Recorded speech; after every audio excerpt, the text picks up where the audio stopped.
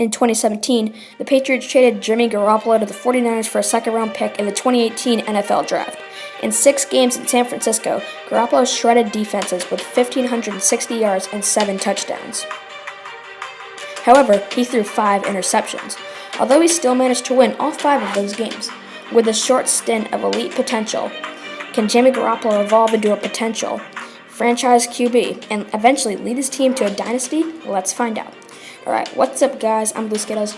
I do football, sort of like talk show. I don't really know if you could call it that. But I do player breakdowns, what ifs, recaps, predictions, everything you could ever want. Actually, not really, because these kind of channels don't get a lot of subscribers. But anyways, let's get into the video.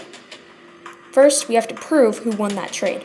If you weren't listening before, go back to the beginning of the video to hear what the trade was, because I'm too lazy to say it again. Anyways, the Patriots spent that second-round pick on Duke Dawson, a cornerback out of Florida. To be honest, they probably did need that after losing Malcolm Butler, but they still have Gilmore. I think it's safe to say the 49ers won this trade because now the Patriots have an absolutely garbage backup quarterback in Brian Hoyer, plus no third string. The 49ers improved all around in the draft, even giving Garoppolo a new target due to the picking of Dante Pettis with the 44th overall pick in the second round. Pettis is 6'1" and 186 pounds. He had 163 receptions for 2,256 yards and 24 touchdowns in 4 years for Washington.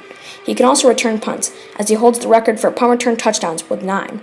With defense, they drafted 1 defensive tackle, 1 defensive lineman, a linebacker, 2 defensive backs, and a safety. They spent the rest on offense, getting a wide receiver and a tackle in the draft. 3 of Garoppolo's favorite targets last year were Trent Taylor, Marquise Goodwin, and George Kittle. Taylor caught 43 passes for 430 yards and 2 touchdowns.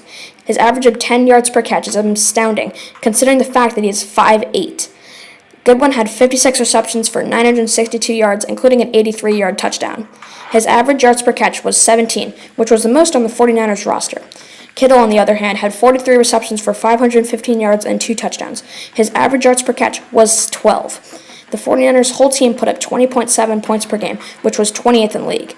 They got 349.2 yards per game, which was actually pretty good, ranking 12th. They got 245.3 passing yards per game, ranking 9th. Their rush game was absolute total garbage at 104 yards per game, and it's probably going to get worse without Carlos Hyde. They ranked 21st that year. Their defense, on the other hand, was average, with 30 sacks, 11 forced fumbles, and 10 picks. They did, however, get a pick 6, though. In my mind, the 49ers can definitely make the playoffs if they make full effort to push through the weakened NFC West, now the Seahawks are non-playoff contenders. To add on to that, I think that until the Rams slow down, the 49ers can definitely take home the NFC West Division title in a couple years, if they use their players nicely. Garoppolo is limited to a pass, as he is pretty slow compared to other quarterbacks. Another great example of my title claim is their offensive coordinator is the man himself, Kyle Shanahan. He led the Falcons to the best offensive season in years. They put up 33.8 points per game, 540 total points, 6,653 total yards, and dropped an insane 58 touchdowns, 38 passing, and 20 rushing. I think that Kyle Shanahan can find a way to boost the run game. Matt Breida is young and is going into his junior year in the NFL.